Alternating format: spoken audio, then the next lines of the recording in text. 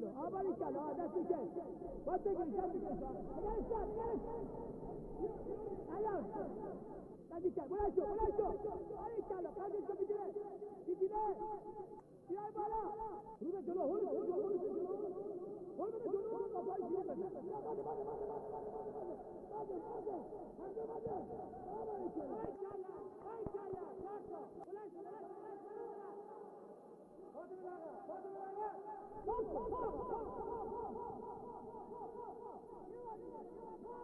خیلی زیاد مثلا پیش اومده که یه جایی ناامید شدم، گفتم تو نمیتونی. همیشه نمیدونه، همیشه یه حسی تو من میگفت که نکنه بعدش پشیمون بشم، اگه بذارم کنار و دوباره نتونم برگردم و یه افسوسی واسه من بمونه چی. واسه همین این تنها چیزی که باعث شد که من ادامه بدم همین ترس از پشیمونی.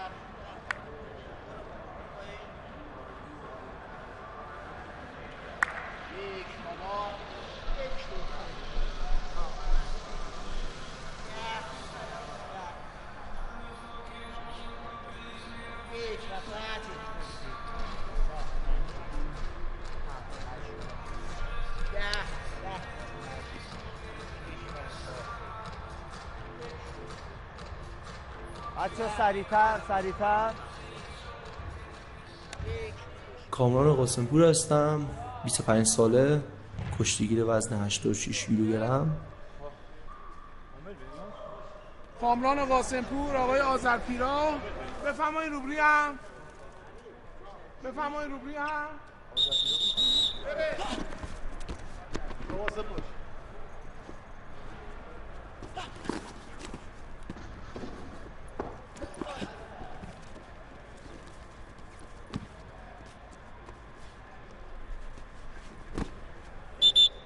گوش کنی تو حالت کنده وقتی پای گیر کنه اینجا من صاف کنم پامو خودمو محدود کردم نمیشه، ولی تو چرخش وقتی من پام میشکنه قشنگ میچرخم.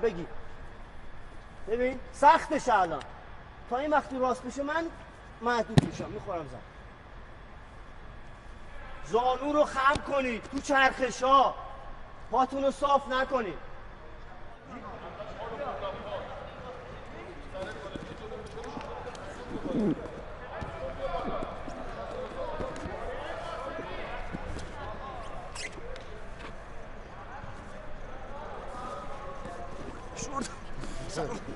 دوان نقد بالا دیگه داداش این خودش شگفته. دوان تو دادم پایین بگی تو بگردم همه جا تو کنده خوب بشه، میگن همه جا تو کنده خوب بشه. بگی انتخابی کشتی اینجوریه که دو تا حریفین که کارنامه برابری دارن و سوابق برابری دارن، کشتیشون 2-3 میشه، جوری که هر کسی توی 3 مسابقه 2 بارشو برنده بشه پیراهن تیم ملی میپوشه. به توشت خیلی خوبه. چی میگذاره؟ من اینجوری بیرون انجام میدم. نیست؟ آره بابا. اون عصبی میشه. این همه تکراریه دیگه. هر روز دستمرد دوچرخه. من 2 روز دارم. بی بدنساز خوب باشه مثلا تنبور تا حرکت تنبور بده خوبه بلند میشه دست فرس میخواد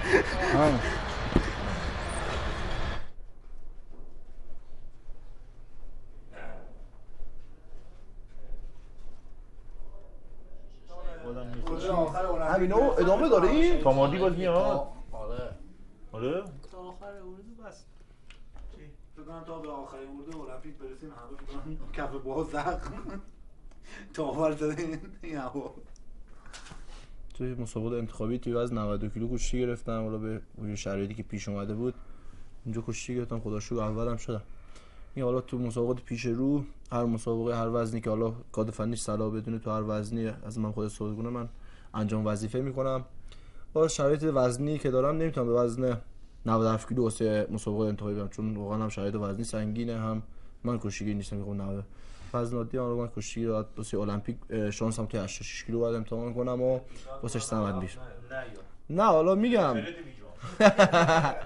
نه ربطی اصلا به این چیزا نه، ورزش حالا یه بعضی ورزش جداست، رفاقت جدا، حالا ما همه با هم رفیقیم، هم مجتبی با محمد ما رفیقن، بیرون از توشک رفاقتشون سر کشتی میرن، حق زحمت حق هر کسی میره حق خودشو بگیره. رفتم داریم نزدیک میشیم به مسابقات، حالا به مسابقات واسه حضور توی المپیک، حالا ببینیم که چه کسی انتخاب میشه. میگم من که تمام زحمتم کشیدم، به خودم امیدوارم تمام زحمتم میشه ان شاءالله که بتونم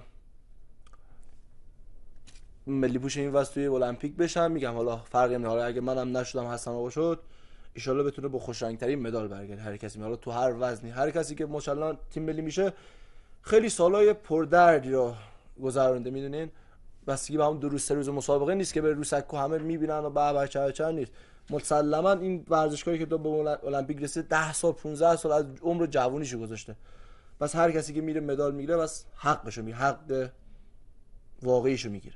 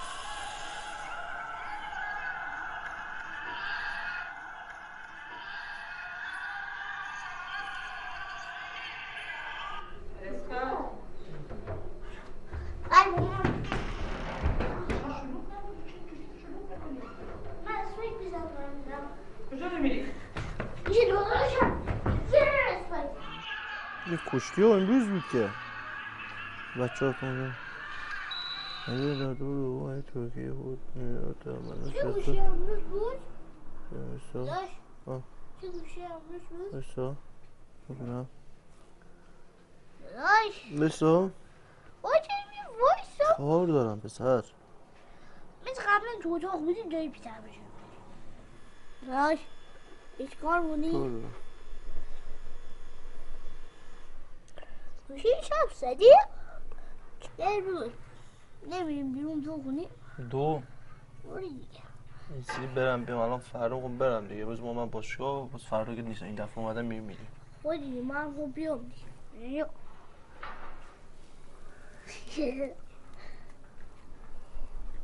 بیام دیگه نگه دیگه کشتی نه، کشتی دوست نداره. من خودم تشویقش نمی‌کنم. میگم بره فوتبال. چرا؟ به نظر من تو اون ورزش راهش راحت‌تره، به نظر من تو کشتی خیلی راهش سخت‌تره. چون خودم رفتم و دیدم تجربه کردم، واسه همین میگم که اگه بخواد این همه تلاش تو کشتی بکنه، به نظر من نصف عمرش تو فوتبال بکنه، به نظر من خیلی بیشتر نتیجه میگیره تو کشتی. واسه همین همش تشویقش میکنم بگه بره دنبال فوتبال. هر کدوم دوست داری بگیری؟ نه این ندرد نمیکنه.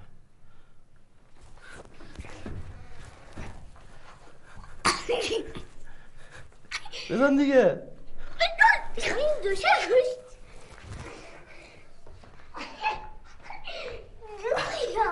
دارم دیدی زمین خوردی؟ رفت برو حالا مدالت هم بگی. چی شد؟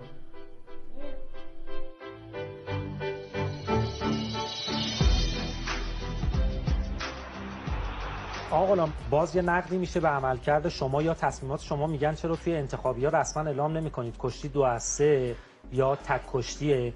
الان کشتی بین رضا عطری و رحمان عموزاد و همچنین حسن یزدانی عزیز و کامران قاسمپور خوش‌آتیه. قراره که 2 از 3 باشه یا تک کشتی برگزار بشه؟ احتمال اتفاقات و حوادثی در مسابقات انتخابی تیم ملی هست. بله. ما به همین منظور اعلام کردیم اگر صلاح دید کادر فنی و کمیته فنی این باشه که کشتی تکرار بشه، قطعا این کار رو انجام خواهیم داد. حرفتون پذیرفتنیه، ولی این شایبه به وجود میاد که مثلا حسن یزدانی الان پیش خودش فکر میکنه اگر به کامران ببازه پس کادر فنی بهش این امتیاز رو میده که بره کشتی دوم رو بگیره و کشتی سومی در پیش باشه.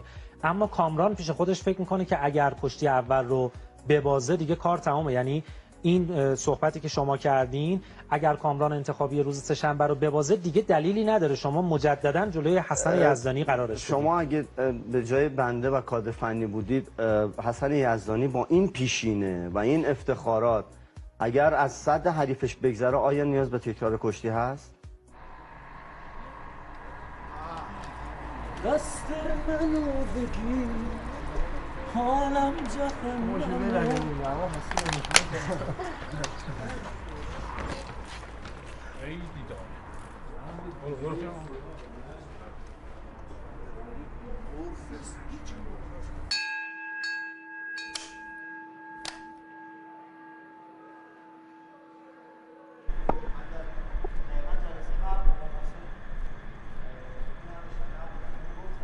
خواهشاً پیگیر این موضوعات نشید.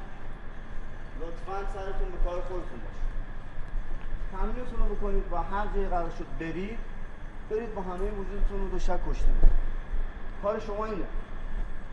قرار نیست فکر کنید ما میشینیم تصمیم میگیریم برای هر کدوم از بچه‌ها تا اون جایی که میتونیم و زمان به ما اجازه میده و شرایط اجازه میده سعی میکنیم برای همتون برنامه‌ریزی بکنیم. وظیفه شما اینجا تامین کردنه و مسابقه دادن. این کاریه که باید به نحو احسن انجام بدید. به لحاظ تغذیه، استراحت، مراقب خودتون باشید.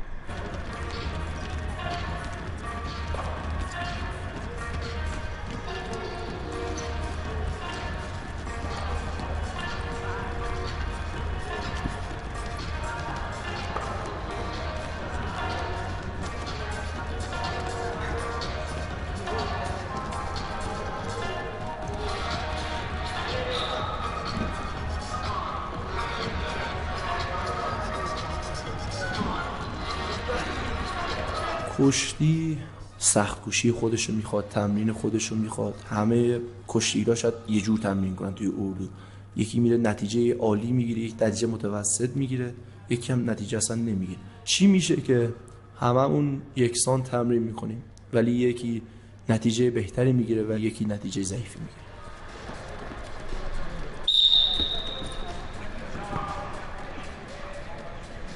بلا فاصله چیکم برو یا علی گفتی ما عشق آقا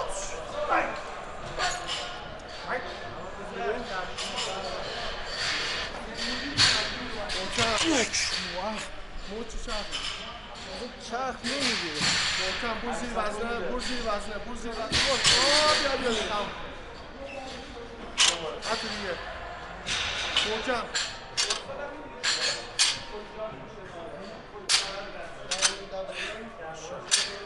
یاش کجا؟ تمام میلیون علی شعبونی خم کنه. برای 3 برده مدی خمه. خارج؟ چی؟ مال میله صاف بود. مال میله صاف بود. همه میله اینجا کجا؟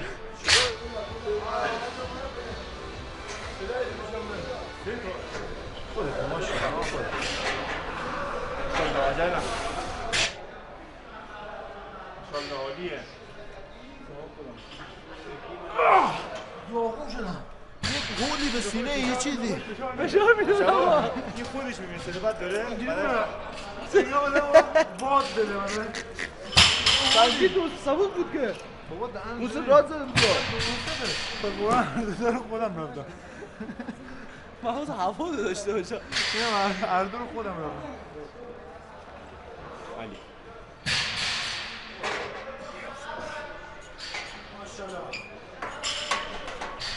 پونزه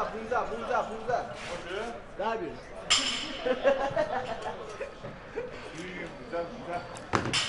پونزه به من فکر کردم یه پونزه دیگه بندازیم 330 آره بالی کرد واسم پایین علی سر سینه بالا اوپا دیگه دیدی خورده چیزی یکم میتونید سبک کردی ولی کمره اذیت نشه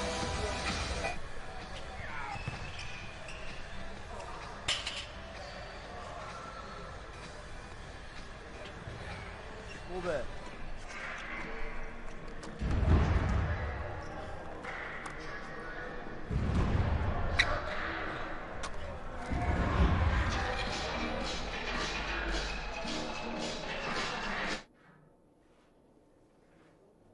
اتاق حسن رضا رو صدا بزن بگو بیاد آرش مرسی بازی خودمون همین رو بازی کنیم دیگه 10 آره بابا بنام انقدر این بشر انقدر ترسوه باز جالب آهنگ یار جنگی رو ندارم اومدم سطر جدول جملات اینا رو هم گوش میکنه از ترسش دارم فرار میکنه چون بد خود از ترسش جدیه دیگه جدیه پامون دار کبوت شده موش همه ریختم موش همه ریخت میشه خیلی باحاله ماجی کامران براش ریخته به خدا شما میزنی میکشید آدمو میزنیم من خودم کلی کدای خودم بازی دو سر سوخته خب اینجا راه برگشت نداره این چیزی نیست این کمربند قسمتی از بازیه اصل داستان توی آقا این کمربند چی داستانه پادو بیا بالا پادو بیا بالا بگیم کف پاه پشت پا رو نتام محکم شد بدش بازی شروع بشه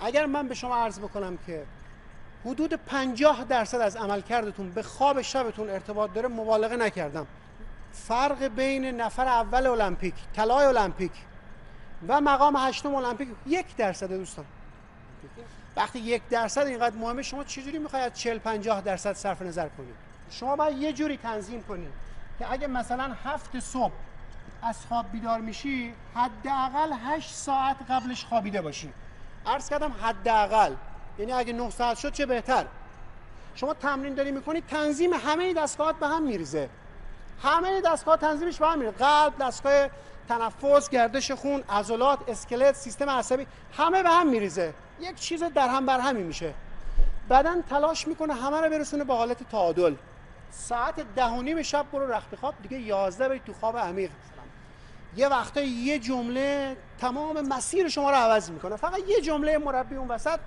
به خدا مسیرتون رو عوض میکنه یه چیزی رو بهت القا میکنه یه موتوری داره روشن میکنه یک انگیزه پشتش هست که میفرسته به سمت جلو هدفت مشخص از روانشناسی دنبال هدفت باش این تمرین این مرارت این سختی مال همینه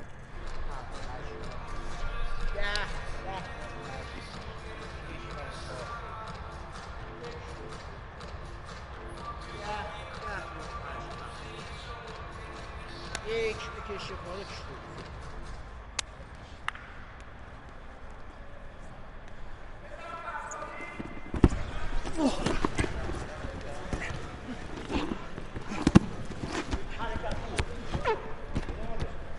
یه جایی تو تمرین می‌بینی ضربا میره بالای 230 240 به خدا قسم یه جاهای شده یعنی حس که نفسمون بند میاد.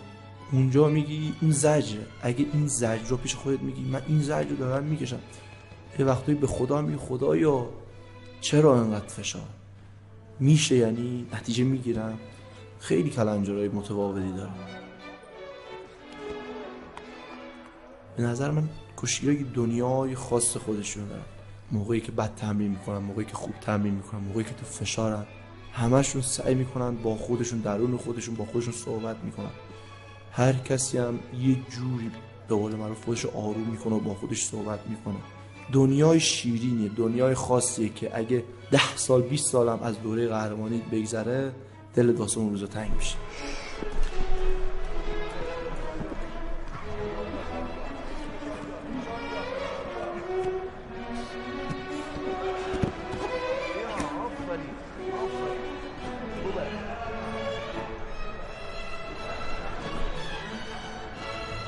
اگه پاد اذیت مراقب باش، اگه اذیت حواست باش، علیرضا تو فشار فقط تو قوس کردن. پاشو خانم، پاشو راه برو. تایم سوم رفتیم تو چهارم. وقتی توی اردوها هستیم مسابقه میریم، طول زمانی که با مربیامون زندگی میکنیم و هستیم اونقدرش کنار پدر مادر و خانواده‌مون نیستیم و این باعث میشه که یه جاهایی مربی میشه این خانواده آدم، سنگ صبور آدم، هم درد آدم، هم صحبت آدم. وقتی یه مربی که میشینه کوچ یه کشتیگیر، وقتی رابطه هاشون نزدیک باشه، به نظرم کشتیگیر اون وسط میدون یه دلگرمی داره، مثل قرصه، چون ورزش کشتی از که صدم‌های ثانیه برنده و بازنده رو وقتی میبینی با یه کشتیگیر پا به پایی، ولی همین مسائل ریز باعث میشه که نتیجه کشتی عوض میشه. وقتی میریم تو اتاق مثلا 7 نفر 10 نفر دور هم جمع میشن بازی میکنیم، اصلا اون که اصلا که مثلا تو هر نمیشه اصلا یه جور میکنه دیگه اصلا اگه به نظر وقتی میذاری تو فشار یهو میزنیم میافتن جلو. به نظرم 30 ثانیه شادی و روح و روان میشه. آدم یه وقتی نیاز داره، یه وقتی لازمه که همچین چیزایی باشه که آدم بتونه آمادگی یه کار سنگین واسه چند روز دیگه داشته باشه.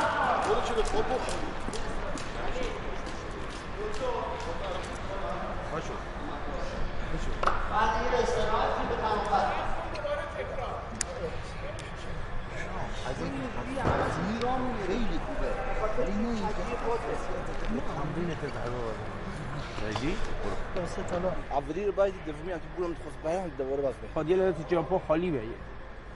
از دست رد بیه. این چیزی رسید به همون تایم اول شروع کردم باید امتیاز خاله باید.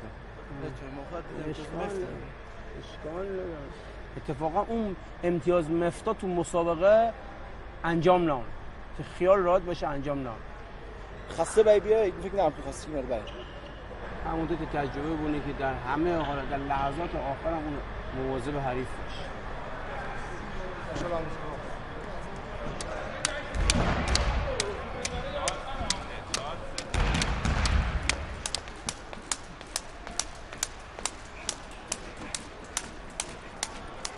رقابت این دوتا عزیز کنار هم میتونه افتخارات زیادی رو برای کشتی ما به دست بیاره. من اینو بارها عرض کردم، حالا میشه گفت خوشبختانه یا اینکه شاید بگیم متاسفانه، نمیدونم کدوم واژه رو به کار ببرم، این دو کشتیگیر عزیز و تراز اول کشتی دنیا در یک بحث حضور دارن و هم خوبه برای ما، همین که کامران قاسمپور خب یه چند سالی است که کنار حسن یزدانی نمیتونه به مسابقات حالا المپیک و جهانی اعزام بشه، ولی کادر فنی برای کامران قاسمپور هم برنامه داره.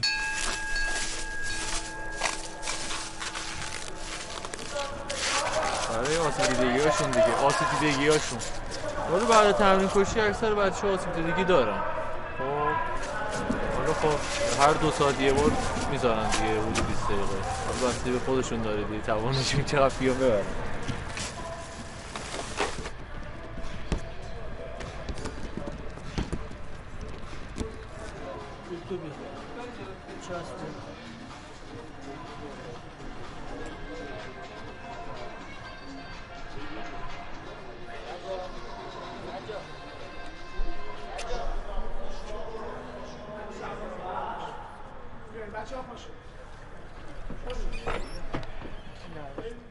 بعدا بدن آماده یا آسیب دیده آقا بهتره یا یه بدن یه خود کمتر چی میگن آماده ولی سالم؟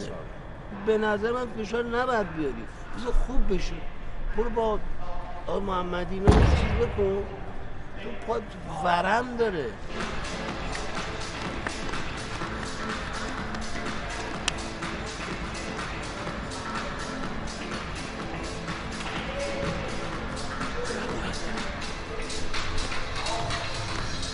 مردم عزیز شاید اون لحظه کشتی گرفتن و برنده شدن و یا موقع مدال گرفتن رو بتونن نگاه کنن، ولی پشت همه این اتفاقا سالیان درازی درد و زجر و سختی بوده که یک کشتیگیر به اونجا رسیده که حالا به یه مدالی رسیده، به اون سکوه رسیده و سرگل این گل دیده شده، ساقا و ریشش دیده نشده. خود اذیتت میکنه. با دستی جا حرکت میکنه، از گرفتگی داره. کار کنم. هم کار کنم، اون فیزیوتراپی رو برو مرتب. حتی اگه شده روزی 2 جلسه، 2 بعد. این چیه؟ نمیدونم. یه آسیب دیدگی هایی میبینم که اصلا به درد نخور. اینجوری میگن نمیدونی که این چی هست چی نیستش. به پایین میزنه؟ یه ذره به پایین میزنه، یه ذره به رو. اصلا به ترچی هست. یکم اصلا به درد میشه. بچه ها برسید.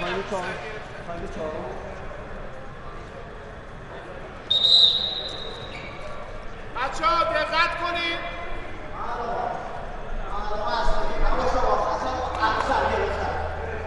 حریف رو بذارین تو فشار از رو سر گرفتن. این نفس عمیق بگی، نفس عمیق.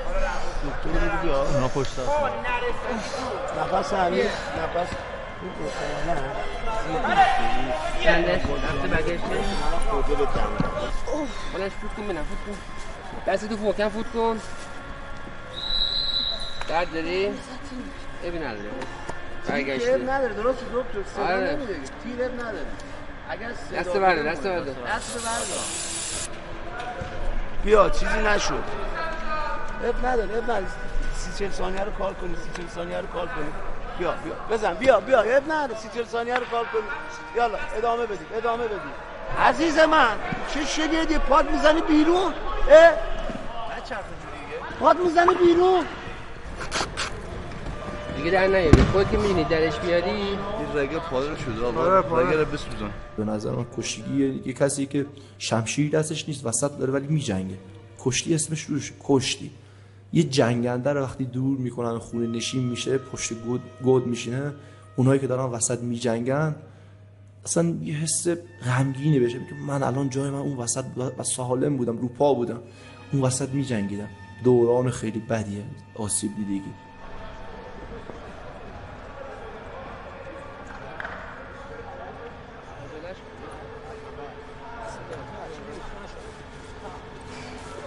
داری هنوز بایستا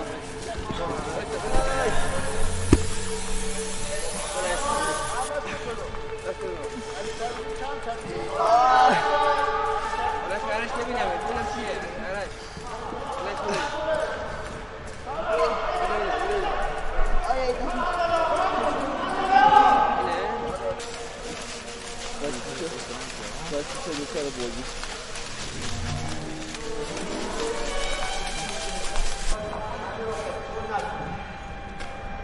آقای بریم پای نگه دار علی، نگه دار این نکن علی. امیر حسین اون موافق بود. برنش بود دست بشید. این خونه بگیر علی مهرابی بس یکی بیاد این توشک رو تمیز کن. الان همون نمیگه.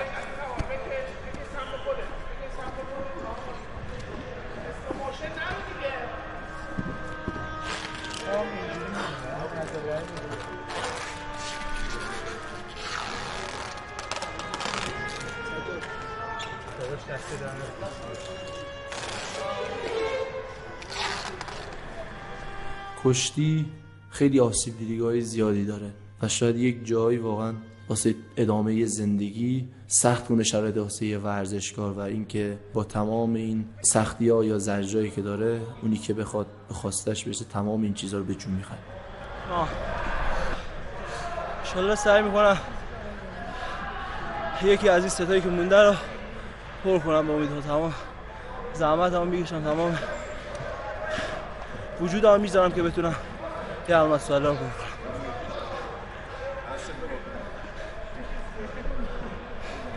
تلاش هم میکنم اولیش پر کنم، حالا بستگی داره. اولی رو پر کنم دی خیالم راحت میشه.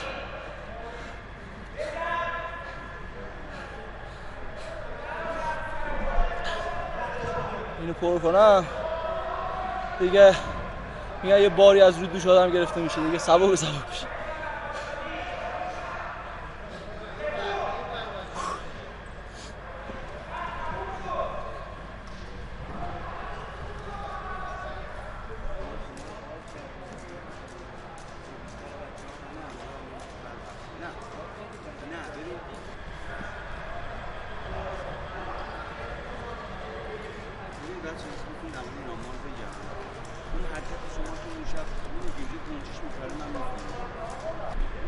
فردا صبح ما کار داریم ولی میتونیم بعدش اینجا چیز بیاد ما رو ببره. اینجا ماشین بیاد. آره.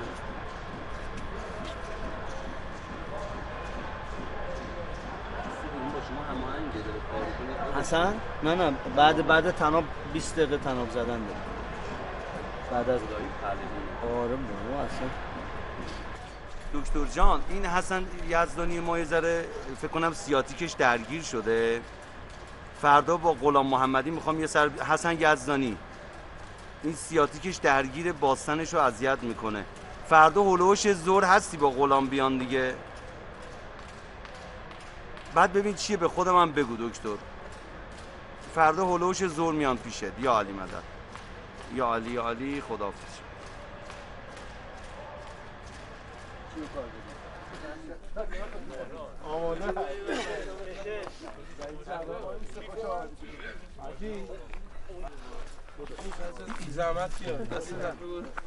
بچه‌ها گوش کنید الان فعلا داریم گرم میکنه. محمد حسین داریم گرم میکنه. برو بکش برو. آماده برو. حسن عالیه. چند سته؟ تا زمانی که بیفتی. برو. 4 برو. 6 8 خوبه. 2 4 8 از سر را بلند شو مشتبه. موقعی که توی مسابقات فرض کنید فینال جهانی 1 دقیقه مونده که کشتی تموم بشه، کشتی هم مثلا میگم جلوی، مثلا 4-3 جلوی یا 4-3 عقبی، دیگه اوج فشاری، اوج لاکتیکی، اوج اینی که ضربانت بالا، خون به مغزت نمیرسه، نفست در نمیاد، اینی که داشت سکته میکنی. اونجا این تمرین‌ها باعث میشه که اونجا بتونی رو پای خودت وایسی، اونجا خودتو بکشونی. های برنج سونه حضرت ابو فضل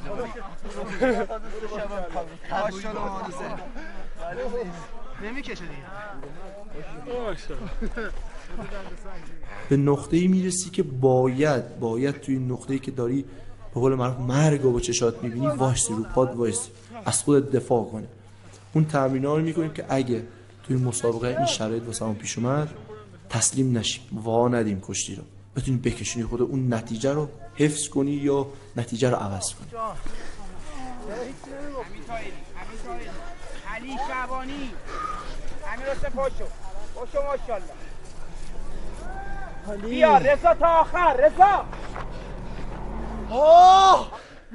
چندا پیش چرا بده؟ هی خدا این چیه؟ 8 ثانیه. الله خوبه. بشینید اونجوری کامران راه برید. هرچی اونجوری بشید بدتره. حالا بیا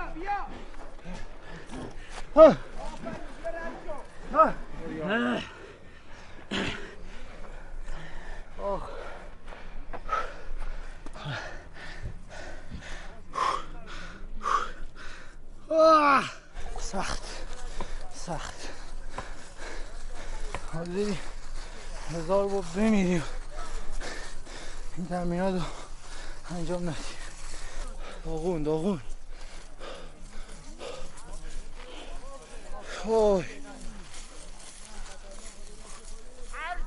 باید سختی بکشی دیگه.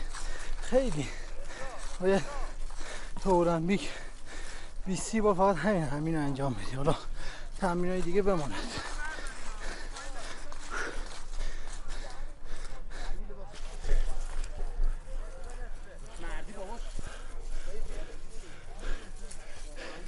ولی فشارش خیلی زیاده. بدنی که آماده نباشه این چیزا از قبل انجام نده، حتی خطر مرگش هم بالا. چون ضربان بالای 200 خطرناکه وقتی یه آدم عادی. ولی ورزشکار حرفی میتونه تا حدودی انجام بده. دیگه هر چی داری بذار. برو. آخریه. چیه؟ بدش کن. من میدم بیاد. سردم میشه بالا. آخریشه. علی آفرین. محمد اون رو لباسون بایی. برو یعنی برو. حسن هر چی داری بذار. برو. رضا بیا داداش. بیا. امین طاهری. رضا بیا. بده من. محمد اینو بیا. برو. تو بیا اینجا بذار سرجا. بیا اینجا. خب یه تعداد بشینید، یه تعداد بالا سرشون. علی یه آب بده. یه ردیف هم حتی اون وسط مثل اینجوری بگی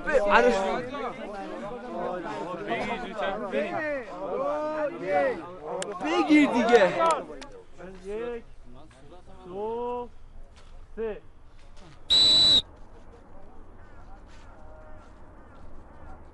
بعضی وقتایی که تمرین خیلی سخت میشه و خیلی زجرآور میشه با خودم فکر میکنم میارزه از خونه آدم دور باشم، سختی بکشم، آسیب دیدگی ها رو تحمل کنم، دردا رو تحمل کنم؟ نمیدونم.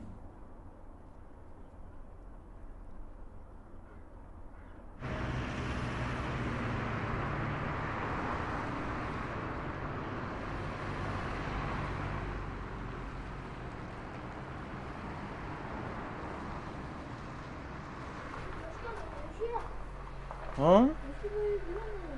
آره ماشین بیرون میذارم. برو دعواز کن دعوازه. برو برنی؟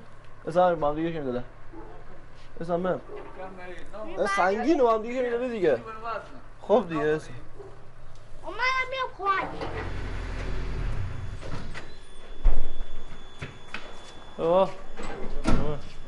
اصلا این گرمه بله ولش تو برو با نمیتونه سنگینه.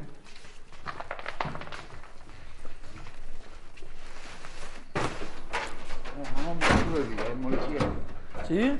که نکن به من ندی که همون مولتو دیگه. 6 رو در ساعت 4. بابا نمیتونم یه حرف بزنم؟ بگم دیز رو ناورده من؟ جان یه حرف میزنم؟ چی؟ زنگ میشه کارو بازه. آره همون دوشی بود. بود در با من؟ بودو نه علیسا من نه خدا حافظ باش یواش اون از پوشی در بگیر دست توشو بریم بالا.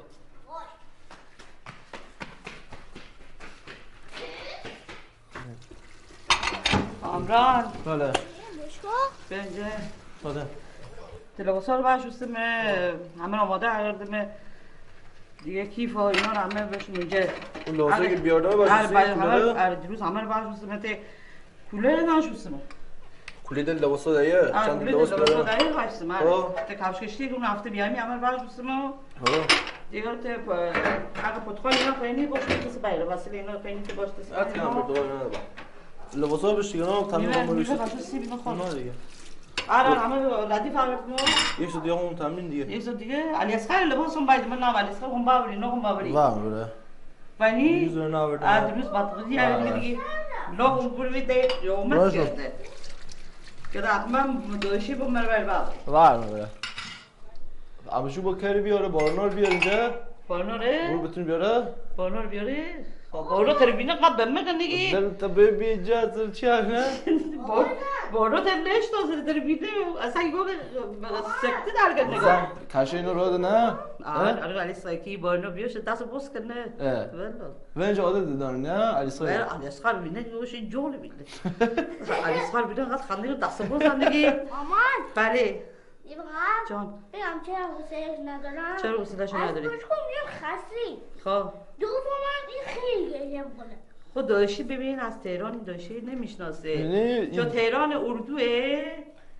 نمیبینیش انگار که مثلا داشتی انگار براش غریبه است نمیشناسه دو سه ساعت میشه من باشه خوب میشه آره دیگه من میشناسم بعد اون سری ندیدی من میدی اول گیم آخر میخندید آره بازی میگه ریشان بزنم میشناسه ریش وزنی میشناسه میره هری میره دارم برای چند روزی آره صدات بکنه آره یه چند روزی من دارم میرم خدا بگه که انشالله هم موفق اینم انتخابی هم که شنبه هم داری انشالله که خدا کمکش کنه جز دعا هیچی دیگر دست ما بر نمیاد من و پدرش خدا بگه که انشالله موفق بشه انشالله همه جوان هم بشن اینم بشن خدا بر خدا هرچی خدا بخواد همونه ما راضیم به رضای خدا آقایان زحمت شام درو میکشیم میگه هر بعضی کاشتی همونو درو میکنی باید امسال نتیجه زحمت 15 سالمو بگیرم تمام زحمتمو کشیدم تمام تلاشمو میکنم که این قضیه اتفاق بیفته حالا ان شاءالله میگم هر کی که ان شاءالله حقشه به این نتیجه حالا چه من چه هستم فرقی نمیکنه منم میخوام موضوع زحمت و مسلما اگه اون بیشتر زحمت کشیده باشه مسلما اون میگیره فرقی نمیکنه ان شاءالله هر کدوم حقمون رو بگیریم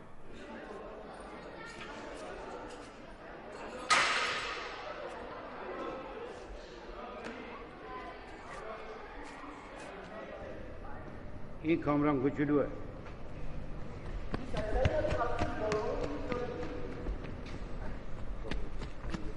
کامران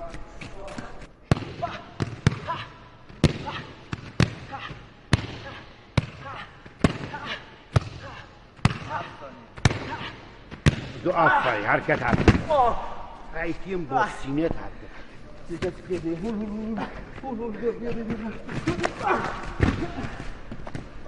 تو باز خودت پیدا بیشتر مسلما هر ورزشگاه حرفه‌ای واسه مسابقه‌ای که داره از قبل برنامه چیده با برنامه میاد بتوشه میگم این برنامه ریزی ها این برنامه چیدن ها مختص هر کسیه کسی نمیتونه راجع به برنامه‌ای که من یا فکری که من کردم دقیق حرف بزنه یا من راجع به کسی که برنامه چیده دقیق حرف اینا چیزای شخصی هر آدمی که خودش بهتر از هر کسی میدونه که چجوری باید عمل کنه دوباره باز همین حالت و تو منطقه دو کشتی رو بیشتر برای تو منطقه دو ما چه باز دوباره حرکت دو حرکت سه رد نکن بیرون باز دوباره استارت بعد همه نگاهات باید کشتی رو یعنی شدی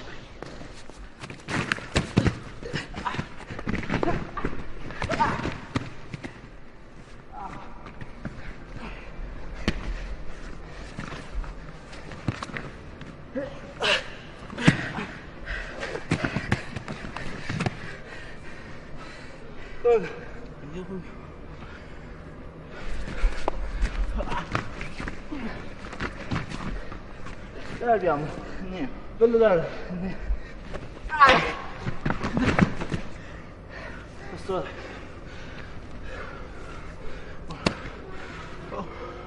86 300 86 300 اوکی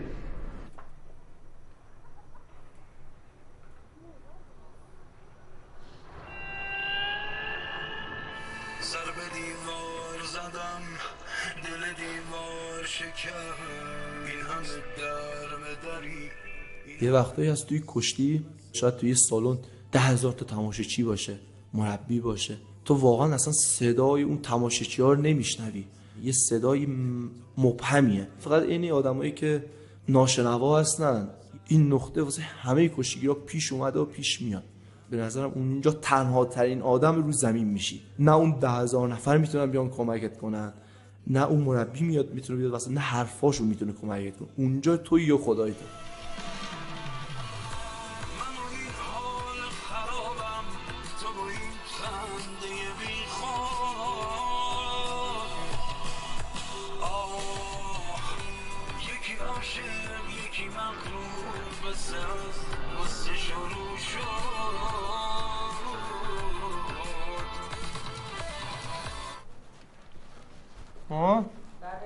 بریم دیگه.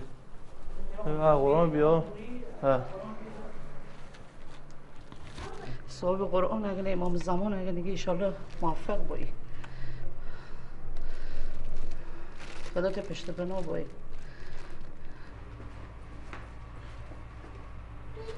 بیا دیگه الان بیا تو. بده پایین رو بوس کنم اول. ساعت 10 باز آقدن. خودش. داری؟ نه. تو شیدونی نگونی ها؟ کنه ما؟ نه کنیم را. چه مواظب باشه. شلو موفق بایی. شلو با دست پر. دست دارم. دعوس کنی؟ اصلا با دعوس کن؟ نه دعوس کن. نه دیگه بکن.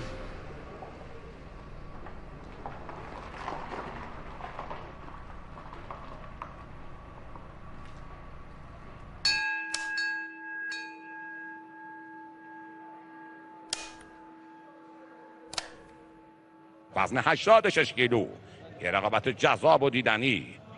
حسن یزدانی با دو بنده آبی چهره رو مشاهده می‌فرمایید. در مقابل کامران قاسمپور، دو دلاور، دو پهلوان، دو کشتیگیری که جوان مردانه کشتی گرفتن. در میادین بزرگ دنیا برای ایران عزیز افتخار آفرینی کردن، دل مردم رو شاد کردن و غرور ملیشون رو بالا بردن. و اتحادیه جهانی کشتی بولدوزر کشتی لقب داده به این کشتی به خاطر تهاجمش. و در مقابل اون کامران قاسمپور که او هم اهل مازندران و جویبار است، تو هم شهری در مقابل همدیگه قرار گرفتن. کامران قاسمپور همه جا کشتی میگیره، فنی از دو پا زیر میگیره، هم پای چپ رو میگیره هم پای راست رو میگیره. به دنبال زیرگیری هست و باز هم دستان دو کشتی کار میکنه، جوان مردانه مبارزه میکنن. کشتی همدیگه کاملا میدونن، کاملا به کشتی هم یه آشنایی دارن و هر دو عنواندار جهان هستن، یکی در امیدهای جهان و دیگری در بزرگسالان المپیک. حالا در موقع کار کردن دستا یه برخورد پیش میاد، که عمدی هم در کار نیست و آقای رستمی پور داور وسط صحبت میکنه، اینجوری برزی گردام میکنه. یک بار دیگه در برگشت حالا کامران برزی گردام میکنه و اینجا موفق میشه خاک کنه حسن یزدانی. حریف خودشو با زیر کتف میزنه و موفق میشه رو خاک کنه، رو زیرگیری حریف. کامران قاسمپور از کامران قاسمپور پیش میفته. کشتی نفسگیر حساس، دو رفیق بیرون از تشک رفیق هستن و روی تشک رقیب با هم دیگه. شرایط برای زیرگیری خودش کامران قاسمپور مهیا کنه. حسن یزدانی کاملا مسئله رو میدونه و با گام هایی که برمیداره کارها رو خنثی میکنه و همچنین کار کردن دستای حسن باز هم برای زیرگیری اقدام میکنه از پهلو و بغل اصطلاحا باز هم برای زیرگیری اقدام میکنه. این بار هم نمیتونه به پای حریف خودش بره. یک بار دیگه این بار میره برای پای چپ حریف با سمای سر بغل سعی میکنه خاک کنه. حسن یزدانی خاک میکنه حریف خودشو، راست نشون دو چپو گرفت. حالا به دنبال اینجا فن انداز هست، چه کشا 3 بر 2 میشه. کامران قاسمپور هم شرط برای زیرگیری خودش داره مهیا میکنه، اما دست میزنه زیر کتفان حریف خودش و میره تا اینکه بتونه خاک کنه حریف خودش. اینجا شگرد خودش هست، موفق میشه با شگرد خودش خاک کنه، دست زیر کتف. حالا میره برای یه پاروکار، به دنبال یه پاروکار هست. حسین نقبی که از مربیان زحمت کشی شهر جویبار از کنار تشک نکات لازم به کشتیگیر خودش میگه.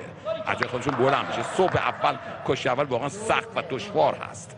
اینم آقای امید اسماعیل پور از مربی حسن یزدانی از کنار تشک نکات لازم به او تذکر میده. حساب شده حالا بعد اقدام میکنه. یه زیرگیری از حسن یزدانی. حالا حسن جو سعی میکنه زیرگیری رو خنثی کنه. خیمه سنگین کامران. حسن یزدانی از کار به نمیده. به نوبت زیرگیری سعی میکنه از جای خودش بلند شه. خیمه سنگینی زده روی حسن یزدانی. از کار به نمیده و داور مثلا به خاطر ماکس و تعادل بیش از حد کشتی رو سرپا میده. کشتی رو سرپا میده. نتیجه کماکان 5 بر 2. دو کشتی خسته شدن. 19 ثانیه وقت باقی مونده. 5-2 پیش است. یک بار دیگه سعی میکنه زیرگیری خودش رو به اجرا بذاره کامران قاسمپور. این بار هم نمیتونه از دستان پرتوان و بیدار او عبور کنه و پاهای قدرتمند او برسه. کمتر از 10 ثانیه یک بار دیگه زیرگیری، اما باز هم نمیتونه به پا برسه. 4 ثانیه، 3 ثانیه، 2 ثانیه، 1 ثانیه. تمام. یک کشتی جذاب و دیدنی. 5-2 موفق میشه حسن یزدانی همشهری و همستانی خودش رو شکست بده. به دو پهلوان خسته نباشید میگیم. نوید مدال طلا رو در این وضع به هموطنان عزیزمون میدیم. در این حال کشتی ورزش بدون رکوردیه.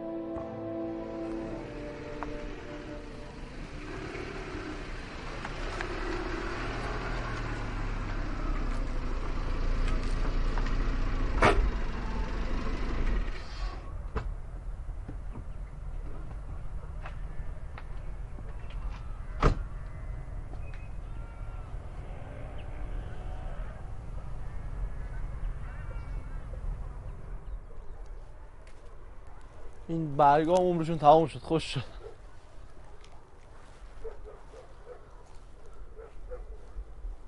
زندگی خیلی خوبه. من اینجا میام شاعر میشم، نمیدونم چرا به خدا این حسش دارم. خدایی دارم جدی میگم، نه اینکه به خدا فیلم بکنم. خدایی میام اینجا شاعر میشم. این کار احساس میکنم زندگی ارزش غم غصه رو نداره. به خدا آدم باید با کوچکترین چیز آدم بدونه حالش خوبه. چرا آدم باید دنبال چیزایی باشه که حالش رو بد میکنه؟ حتی اگه اتفاقی هم افتاد حالش رو بد کنه، بگردون حالا رو درست کنه، نه خرابش کنه. من خودم آدمی بودم که کوچکترین قضیه من اذیت می‌کرد. شاید چند روز من اذیت می‌کرد، ولی خیلی وقتی که این تصمیم گرفتم اگه یه چیزی من اذیت میکنه درستش کنم، یا کسی باعث اذیت من شده، خودم برم بگم که اذیت هم نکن، ولش کن، بذار حالمون خوب باشه. یا مثلا به خانواده‌ام مثلا خدایی نکرده مثلا یه کاری کنم که اونا ناراحت بشن، سعی می‌کنم سریع جبرانش کنم که هم حال اونا خوب باشه هم حال من.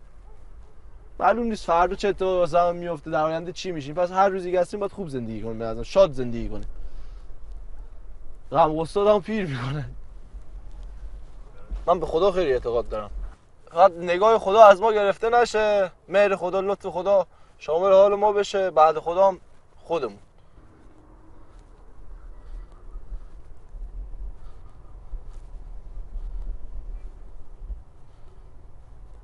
کامران هم جدا از اینکه رقیب باشیم رفیق خوب ما هستش، یه کلاس زیرگیری خاص خودش رو داره، کشتای قشنگی میگیره و یه حریفی هستش که باعث میشه که من بیشتر تلاش کنم تا بتونیم با هم دیگه یه رقابتی داشته باشیم.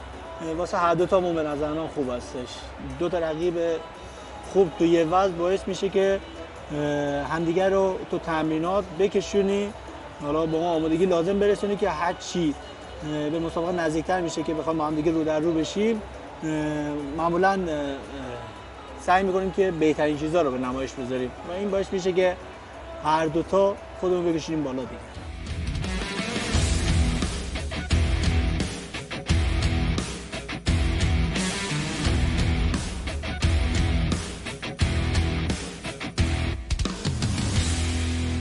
فینال وزن 92 کیلو کامران قاسمپور از جمهوری اسلامی ایران با دوبندی آبی سبکبال وارد تشک میشه. برزیل که اقدام میکنه این بار به پا میرسه یه خم تبدیل به 2 خم با تشریح سلب قلب پاش عقب پرتاب میکنه کامران این کارو به اون نمیده بازم یه خم تبدیل به 2 خم میکنه درخکن خال 2 امتیاز میگیره آره یک بار دیگه زیرگیری میکنه یه زیر خم از کامران قاسمپور بلند میشه از جای خودش میتونه خاک کنه درخکن خاک میکنه 2 امتیاز شیر مادر و نان پدر حلال دلاور چه زیرگیری کرد اینجا میرسه که کامران قاسمپور با یه اقربان پل میزنه حریف خودش 2 امتیاز هم کامران قاسمپور میگیره 2 امتیاز هم کامران دلاور میگیره حالا کشتی 8-4 میشه 3 ثانیه تمام خسته نباشید دلاور گلبانگ پیروزی به صدا در میاد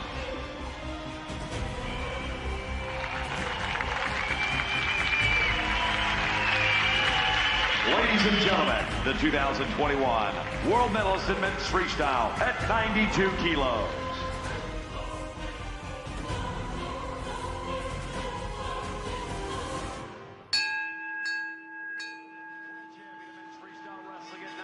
Kilos. From the Islamic Republic of Iran, Kamran Qasempour.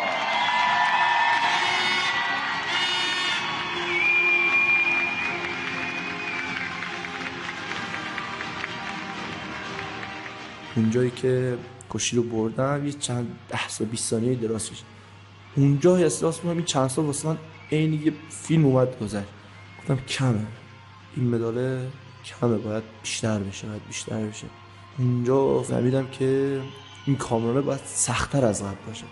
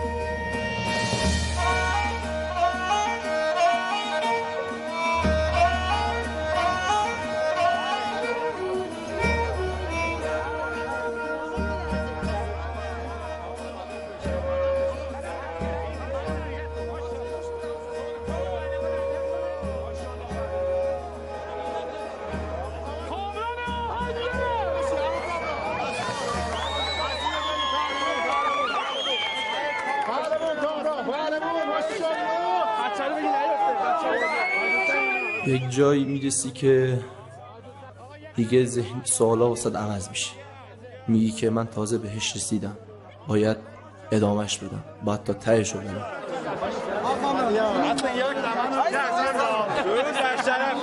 خواست و ترکن